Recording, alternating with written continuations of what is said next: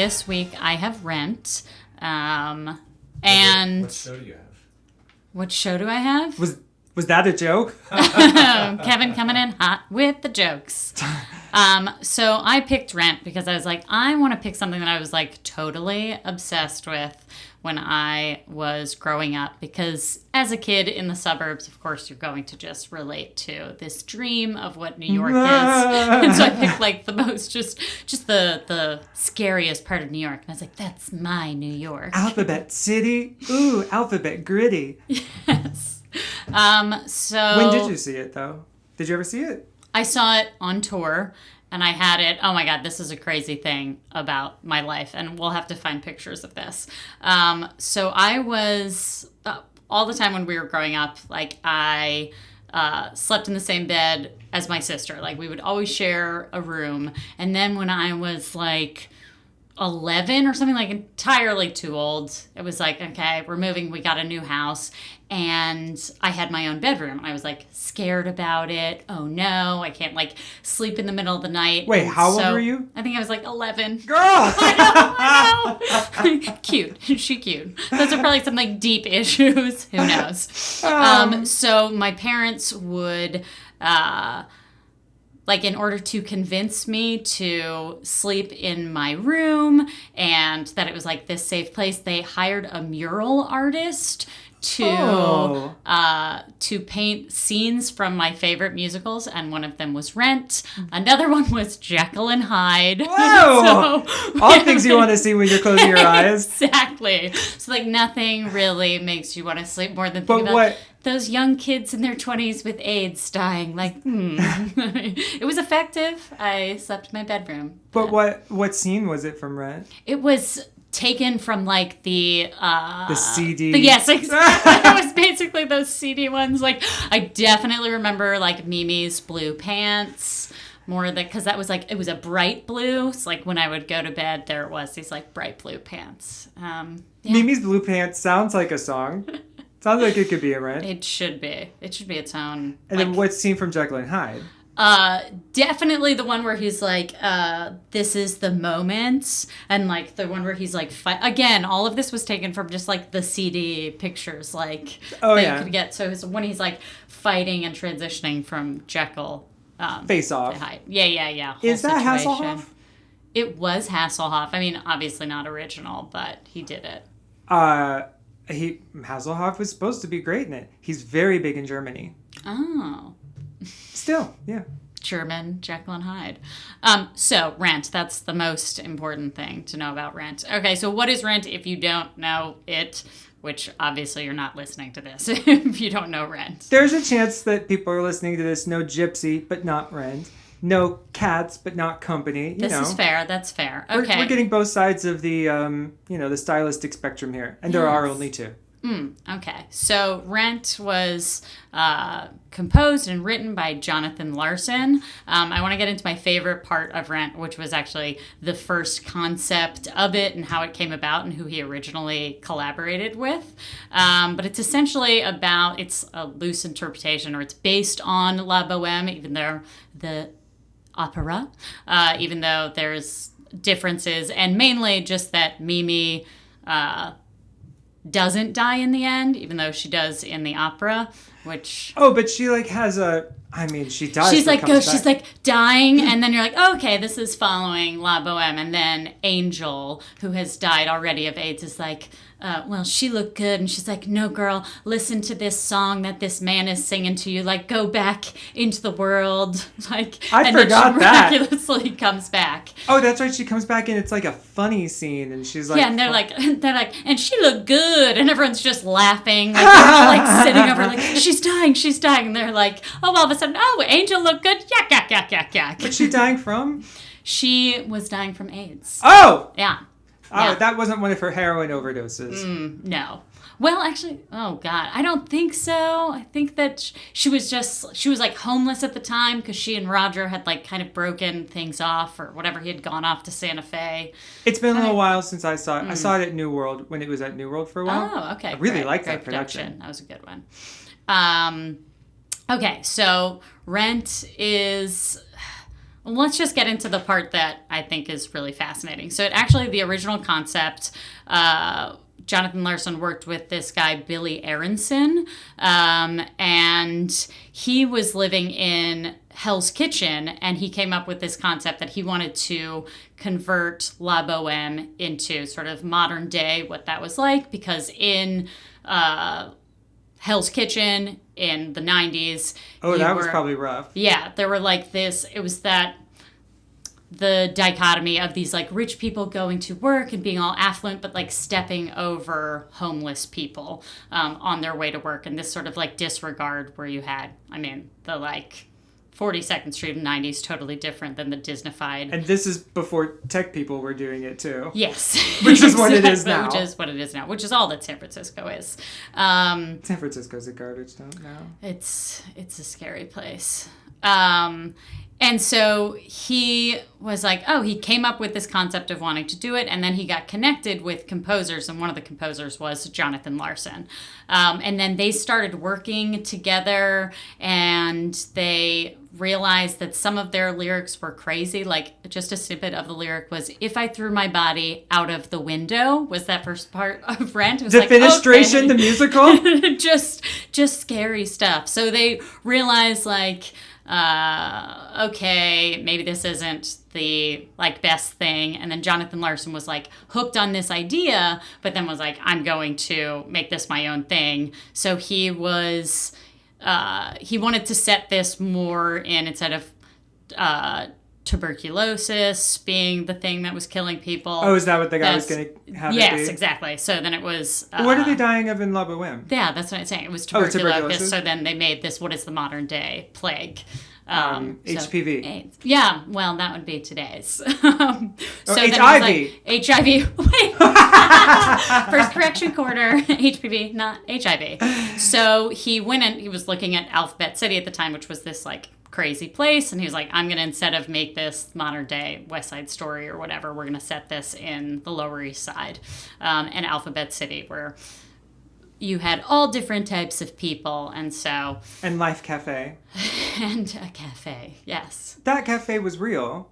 I've eaten there. Oh. And there was Jaffa Cafe, because remember I came here in 2001, so I got you got some of that real New York. I got some of that real New York, back when there was a gay bar called Dick's. Not very subtle.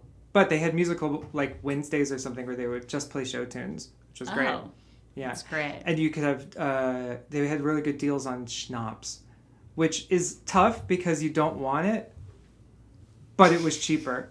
And that was before I was sober, so I had an awful lot of it. Gotta take awful that. lot of peach schnapps, butterscotch schnapps. There was a, like, because you know how you can't keep a lesbian bar open in this city, so we do, like, nights. There was a lesbian night, and you do, like, parties that's just for girls, and this was, I don't know, like, 2006 or something when I came here, and it was called Cherry Pop. So that was my first, like, lesbian night that I went to in NYC, so. Pop. But seamless transition, Cherry Pop to Rent. Well, there are lesbians in Rent. Yes. Okay. So, and that was another thing. So Rent was my first time that I was like, okay, so I was around that age where you're starting to figure out, like, okay, I like ladies. And so I was, like, fascinated with this relationship. And I always thought people refer to Maureen as the lesbian. She's actually bisexual, as we know, because she dated Mark. So I feel like it's that rare representation of bisexuals in musical theater. So love that. Except they paint her terribly. They're just like, she'll fuck anything. Well, but then that's also like a perfectly cromulent character. People exist in this world that will fuck everything. Some of them are probably bisexual. So, you know, it's not like an impossible choice. That's true. That's true. But my favorite character is the lesbian Joanne. I mean, so my issue in general with Rent is there are these incredible stories that exist, but we focus so much on these two main guys, Mark and Roger, who are just like these really angsty artists, and it's like, that could go home. Yeah, just like get out of the way. Like, please move on. We just want to hear like this central love story. Really, the real love story is Angel and Collins. But it's like, we hear so much about fucking Mimi and Roger, and it's like, no, just tell us about Angel and Roger. Like, I mean, Angel and Collins. I want to hear what their story is. Well, that's a different... Oh, I'd watch that one, too. Rent 2, The Dead People.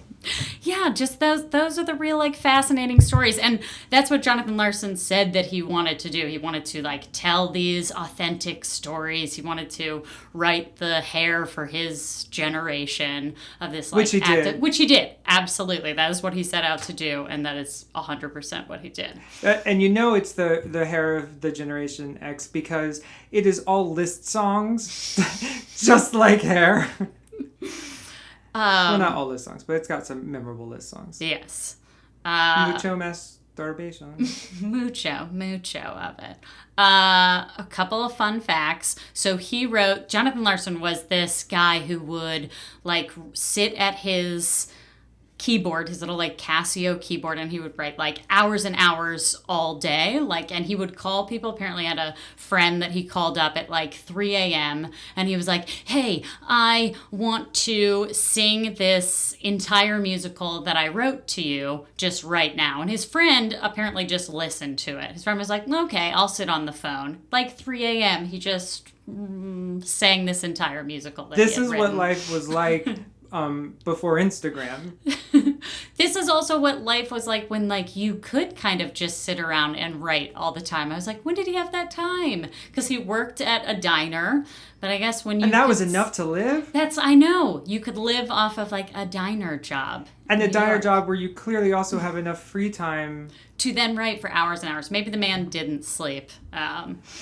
But, yes. So he did... things like that. And he apparently wrote over 100 songs for Rent. He wrote it for, like, 6 years.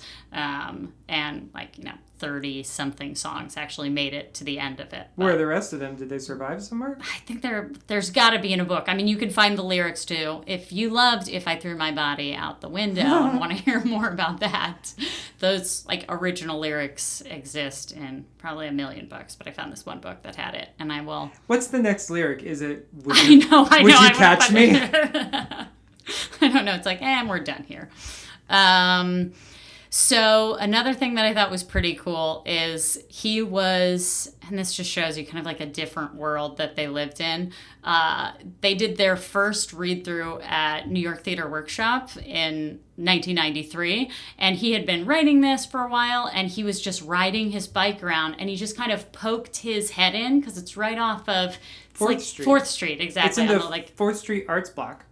Along with The Crane, where we did Hello. Yeah, and next to La Mama. La Mama. And he just, like, poked his head in. He was like, oh, this is the space that I want to do it in.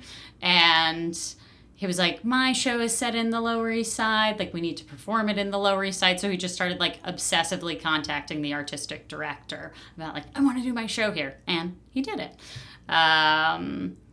So that's the secret, huh? That's the secret. We need to start just, like, riding our bikes around places and finding theaters. And be like, this is it. This is where we should do it. And that was before bike lanes, wasn't it? Yes. It was real dangerous. He was just stopping traffic.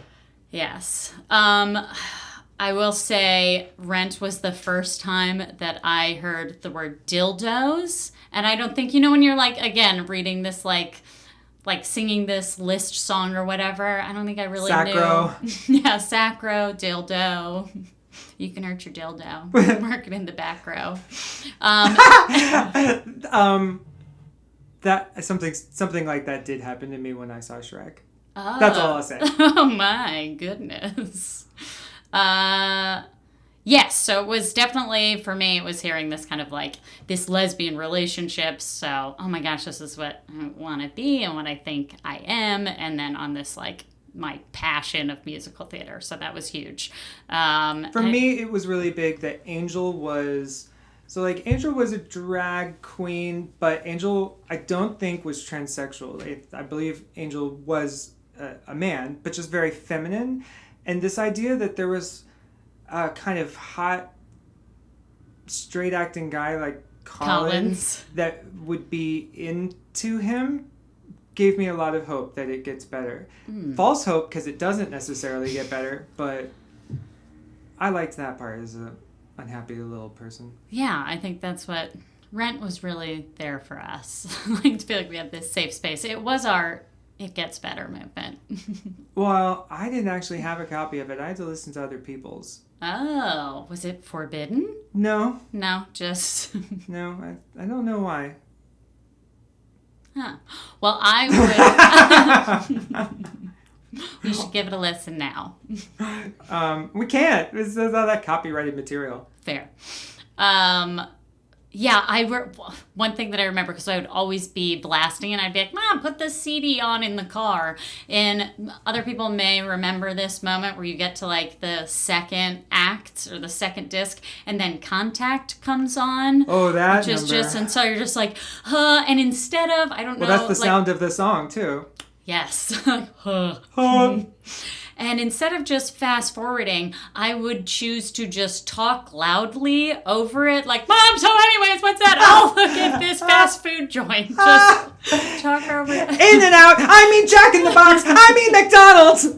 Just didn't, why? Why didn't I just fast forward through it? For the same reason all of us didn't, because then that's more awkward somehow. Yes. Be like, sorry, Mom, I will not deal with the fact that you might have a sexuality too, or that you could think that I possibly do, and I'm going to go past this. They happened in every movie whenever somebody was going to like take their top off or something. Yes. My mom made me leave the theater in Frankenstein when she takes her top off, and I came back in and I was late and I didn't know what was going on anymore. Oh, and honestly, I could have seen the taters. I mean, it would have been fine. You know, those tickle bitties weren't going to affect me. The taters. I wanted the boys, not the girls. The boys. Sorry. No, sorry. Okay. I'm the hyper one this week.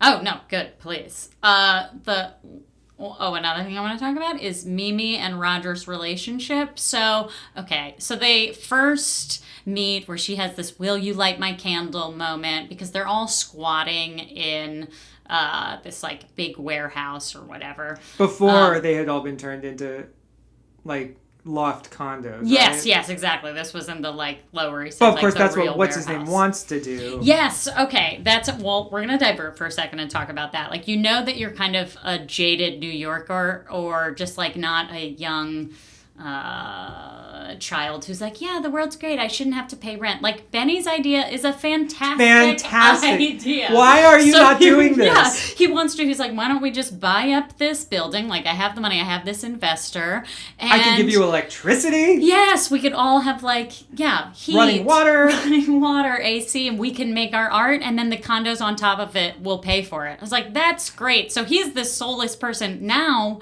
in 2019, it's just like, fuck that. We're not going to have any space for the arts. It's just all going to be condos. So yeah, it's like Will and Caitlin have to have day jobs. Real people jobs. It's awful. Yeah, but it's just kind of like why The Simpsons did Rent 2 Condo Fever, you know? No, I didn't see that one. Oh, it's just it's Homer coming in with a mustache and a cape, and he goes, "Where is the rent? You must pay the rent." Yeah, like he's gonna tie him on the railroad track. Yeah, I would love to have that loft. I would love to have a place for me to do my art. Instead, I just have this disgusting 3-bedroom apartment. Yeah, this like beautiful setting that we're in right now.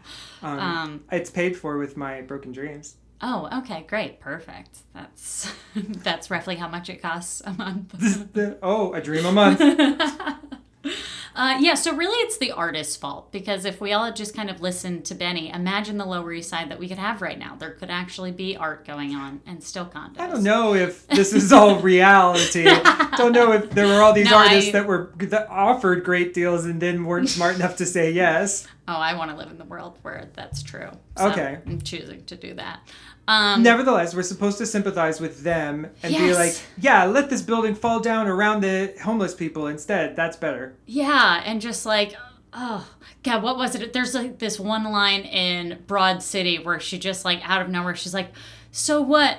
In Rent, the musical, they thought they just didn't have to pay rent? Is this something that you completely buy into when you're listening to it? Yeah, fuck rent, because you're a kid, you haven't really paid rent, or I guess you're a disillusioned New Yorker who's watching the show. I mean, that part we all get. It's like, fuck rent, that's for sure.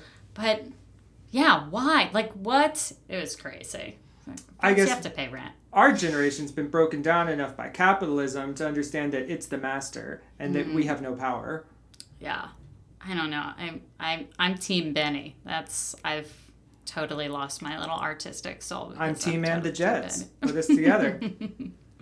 Okay, so I have issues about will you light my candle? So he comes in, or she comes into his apartment. She's like, will you light my candle? And then he takes her drugs from him. Like, that's not cool. You don't let the woman have her drugs. Like, Roger, being the he here, like, he doesn't just get to, this woman is a junkie. She needs her drugs. He knows, too. He's clean, right? Yes, and he's like, exactly, you're a junkie. You've been through this. She's going to quit when she's ready. Roger. Heroin is no joke. You want to know, I had a very much like this moment when I first moved to New York in 2001. There was this guy, should I say his name out loud? No, he might still be alive. Yeah, no, don't say that. Who I found at, God, what was that gay coffee shop in Chelsea? It was like the Wake Me Up or the Pick Up or the Cuppa, something like that.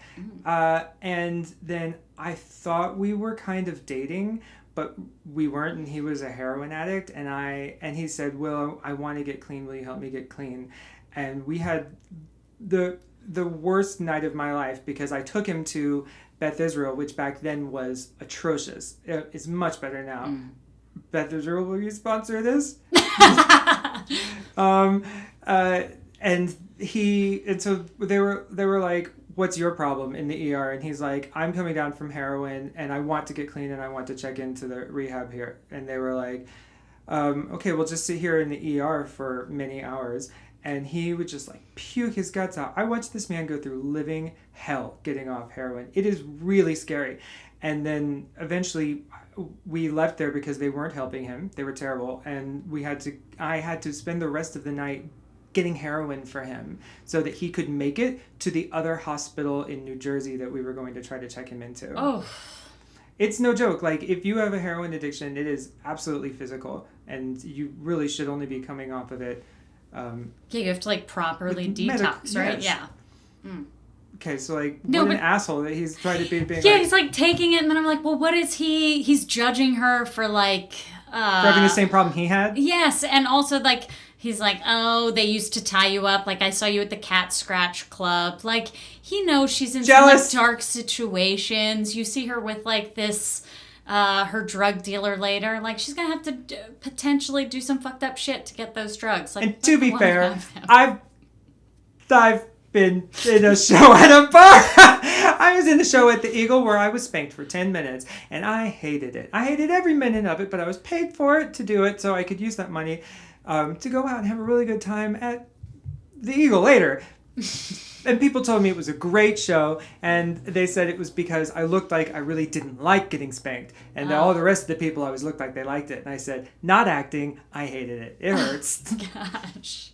Oh, okay. Well, that's tough. That's the type of stuff that I think Roger was like forcing her back into. And he's so judgmental to her like the whole time. They're supposed to be like, invites her out with all her friends, well, all of his friends, and then he ignores her. And he's like not super great to her. And then like she has her little AZT break because she has AIDS and he has AIDS, and then all of a sudden he can relate to her and he's like, you? She's like, me? You? And he's like, me, and he has this breakthrough, and then he starts being like nice and falls in love with her. Oh, well, I know why. It's because back then like AIDS was so, it was like a death sentence, so people who had it felt such a stigma, and then there were a lot of people that had shame about it, like, oh, I'm unlovable now, I'm toxic, I have to stay away from other people. And so he probably was, well, he shouldn't have asked her out to go with them on the friends thing, because that's fucked up.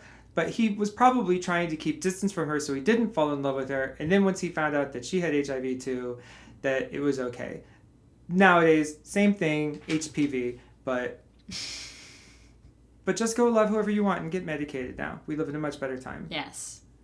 Roger, what was your problem? Just live 20 years later. Yeah, always. Okay, and the last thing I want to say is about Roger is his first song is this introduction. It's like One Song Glory. He wants to write this song before he dies. And then he's like, he goes to like Santa Fe, and he's like, I've been working on this song all year, and like, It is the worst song of the show. And this is the song that's supposed to be so good that, like, Mimi is dying and Angel comes to her and he's like, turn around and listen to that song that boy is singing to you. The song that feels like a half an hour. It feels like it takes forever. Yes, and that, like, a 12-year-old wrote the lyrics for. Like, maybe those were part of the original lyrics and they just never And he just pulled it right out of the one song Glory Hole, and nothing good ever comes out of that. That's a tough one. And why is it okay for us to say that?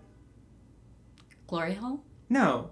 Well. Oh, yes, we're following the rule that, like, we can shit on that one song because Jonathan Larson is dead. Exactly. Yeah. That's... But the thing is, I always thought that he died of AIDS.